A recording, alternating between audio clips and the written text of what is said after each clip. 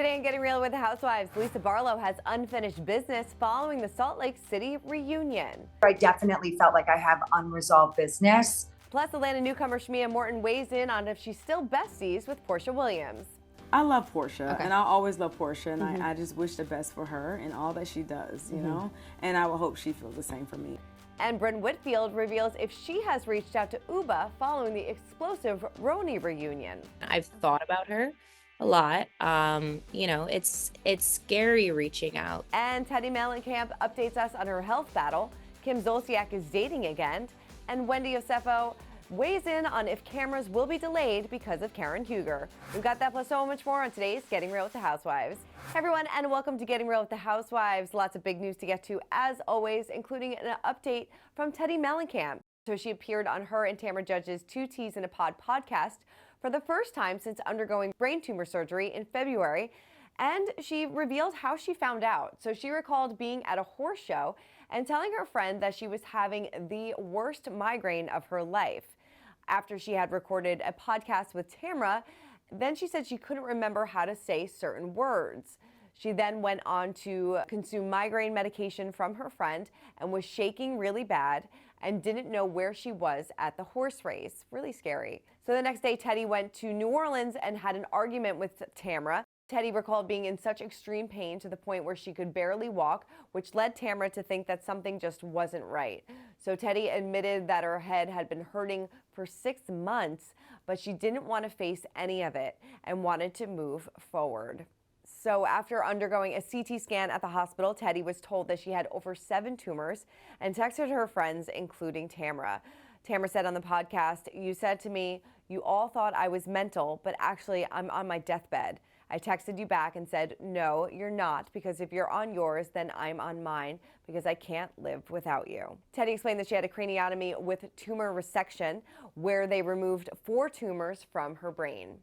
She said the hardest part is that nobody wanted to tell me what was really happening because they were so scared, and so I didn't know what was happening. Teddi said through tears, "I thought I was fine. Like, I thought I could go home the next day. And like, once the tumors are out, I thought I would be done. I can't even tell you guys, like, I really didn't understand anything, and it was such a bummer." This is such a scary situation. She recalled that there was a big hole from one of her surgeries, which she kept trying to touch, but was given hand restraint. She explained that she was told that she had 2 tumors in her lungs, 3 more in her brain that were too risky to remove. So she underwent immunotherapy, which she said made her feel absolutely terrible.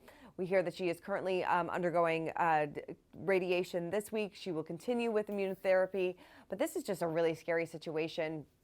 You know, she said that she had these headaches and, you know, these migraines for months and months and months, but she kept putting it off. And it's just, you know, it's a constant reminder that if something feels off, you should get it checked out because, I mean, obviously she has a long road ahead of her, and we wish her nothing but the best, but definitely a scary situation. All right, moving on over to Salt Lake City, and Lisa Barlow doesn't love how the Real Housewives of Salt Lake City concluded in its explosive 5th season, and she told us exclusively that she still has some unfinished business. Take a look. You know, I never feel like most reunions, I feel like I say everything I need to say, and I don't feel like I have that this year. I definitely felt like I have unresolved business.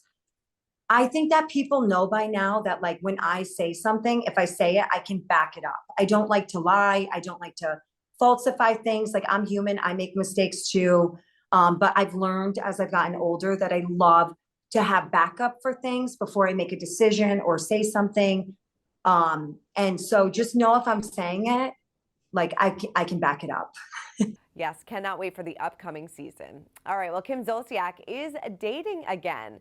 So the Atlanta alum is still navigating her messy divorce from Kroy Biermann, but says she has a new man in her life and she is happy. So TMZ caught up with Kim at LAX on March 11th, where she confirmed that she's dating someone who is not in the entertainment industry or a former athlete.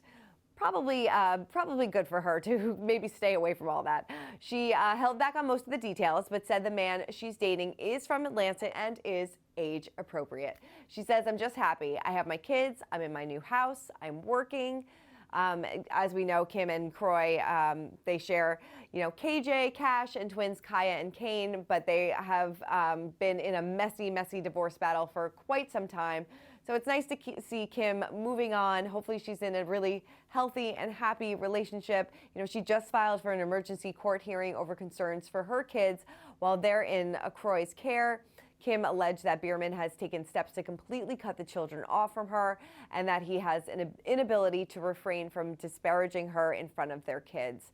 This is just really an unfortunate turn of events, but glad that Kim is doing much better, and we wish her nothing but the best. Well, speaking of Atlanta, we are off to a fiery start on season 16. I am loving it so far. And a breakout star has to be Shamia Morton, who came on as Portia's BFF. She has been on before, but I had to know, did they leave as besties? Here's what she told us. Were you ever nervous going into this season about your friendship with Portia? Because sometimes housewives can really put friendships to the test. Was that ever in the back of your mind? Yes, because it's always been her territory, her space. And I was just like, man, like I hope this doesn't change the dynamic of our friendship. And it does. Yeah. Even if you don't want it to, you can do everything you can to, you know, try to prevent it, but it's inevitable because you're both just chartering new water that you've never experienced. I mean, we confide in each other, and now you're in a space where it's like, well, am I saying too much? Can I say this? Can I not say this? Is this okay? Can I do this? Did I hurt your feelings when I said this? Was this, you know, because being a friend to you on something and then having someone have me in the spotlight is very different. Sure, yeah. So, you know, I think we're both finally kind of navigating it and understanding our way on this, but it takes time. It takes time. Well, we see the two of you have kind of like an intense conversation later on this season. For sure. Yeah. How would you describe the status of your friendship now? I love Portia, and I'll always love Portia, and I just wish the best for her and all that she does, you know? And I will hope she feels the same for me. I know she cares for me, so. Yeah. I don't know. I feel like something's going to go off this season between the two of them, but I am seated and ready for it. All right. Well, Dr. Wendy has had enough of those rumors surrounding the Real Housewives of Potomac. After a report surfaced claiming Bravo has delayed filming on season 10, following Karen Huger's DUI sentencing, Wendy tried to set the record straight online. She wrote via Instagram, "That's a lie." Well, there you have it. Well, Candace also weighed in on Karen's sentencing. She told People magazine that she spoke to Karen a few times prior to her going away, of course referencing her sentence back in February related to a DUI charge. She said, "I'm obviously devastated for her and her family. We all know that drinking and driving is not right. We all have the opportunity to make choices, and it's on all of us to make the right choices, whether that is calling an Uber, sleeping on a couch, walking, whatever it is." So Karen will obviously have time to think about what she has done, but I'm excited for her to serve her time and come out stronger, which I know that she will. So, you know, it seems like she and obviously Karen are still in touch and she's there for her, but Karen definitely has a long road ahead. All right, well, Brynn Whitfield is back with her new podcast, Please See Below. And while she will be talking about all things dating, relationships, and housewives, we had to ask where she stands with the ladies following the reunion. Take a look. After the reunion, though, there was resolution between you and some of the ladies. Do you feel like that has continued since then? Yeah, it has. I think not as speedy as I hope. Like you know, to be totally honest, I wish that if it were up to me, it'd just be like, okay, everything's fine again. But that's not real life, right? And that's especially if people are like truly, genuinely hurt. That's not people just none of us, like you can't, it's hard to get over things and there's perspective and it's a lot of pressure. Friendships can be difficult, right? Adult friendships. But I also think that when it's in the spotlight and when this time warp happens where, you know, if you got in an argument with someone or a dear friend even 10 months ago and then had to rewatch it and had the whole world rewatch it, and then it kind of makes it, you're not on the same timeline of like, Right. you know, in how it is without all these cameras and focus and whatnot. So I hope and wish that, like, I think and I'm hopeful that we'll get there, but it is taking time, you know, and that's Yeah. tough. So Yeah, but you are hopeful, especially with Uba, that things will get back to maybe the way that it was. yeah, 1,000%. I think there's no one in this world like with a bigger heart, like hands down, like bigger, like kindest, sweetest person. You can't, no one can say, I mean, on the whole group, like sweetest person. So yeah. Have you spoken to Uba since the reunion? I have not spoken to Uber since Serena. I've thought about her a lot. You know, it's scary reaching out because you never want.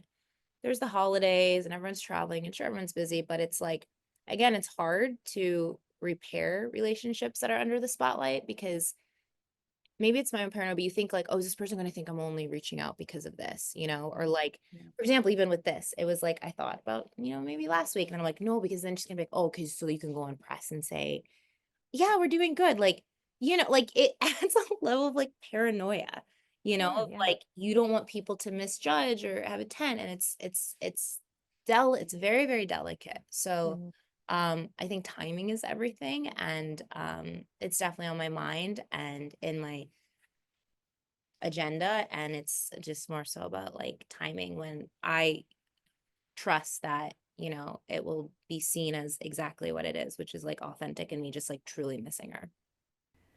Yeah, this is definitely going to be a hard relationship to mend, but it seems like her heart is in the right place. All right, well, finishing off with our social spotlight, and it has to go with Shep Rose, who met up with Teddi Mellencamp for lunch. He captioned the picture, "As soon as I saw Teddi and gave her a hug, we argued about where to sit. She then rather bluntly announced, 'I almost died, and I still might. Make a decision for once, Shepherd.' We then proceeded to just laugh. We love dark humor, and Teddi is the queen of it, so we ordered a loaf of bread with oil and balsamic vinaigrette for dipping and chicken parm pasta."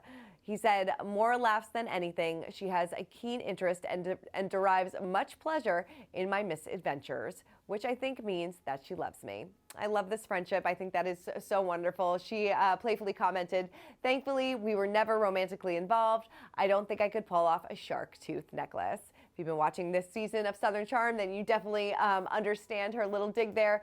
But so glad that Shep was able to make the time to sit down, have lunch with her, have a couple laughs, especially during a really tough time in Teddi's life. So love when the Bravo worlds collide. All right, well, that is it for this week's episode of Getting Real with the Housewives. Keep commenting, keep subscribing, and I'll see you next week.